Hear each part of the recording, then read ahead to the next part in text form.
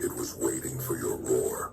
There comes a moment when even God stops whispering mercy and says, "Now, unleash him." That was the day your prayers stopped sounding like requests and started echoing like war drums.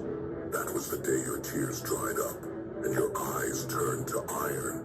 That was the day heaven let you off your leash. You see, not every battle is meant to be avoided. Some wars are divine. Some men are not called to pray for peace. They are built to defend it. You were never weak. You were restrained. There's a difference.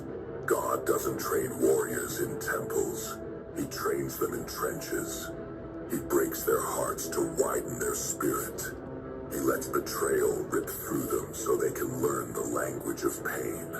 Because only the broken can understand the cost of saving others. So when they left you bleeding, when the people you die for turned their backs, when you looked at the sky and said, "Why me?" Heaven stayed quiet, not because it forgot you, but because it was forging your war.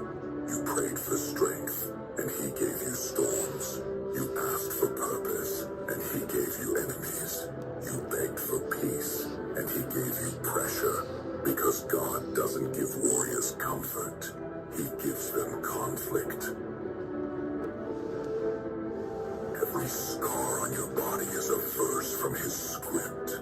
Every wound a testimony of what he allowed to teach you authority. You didn't survive because you were lucky. You survived because you were chosen. And chosen ones don't live calm lives. They carry divine rage disguised as discipline. Now you move different. Your eyes don't beg, they command. Your silence doesn't mean weakness, it's aim. You used to pray for protection. Now protection prays to walk beside you. The leash was not a punishment. It was a waiting period.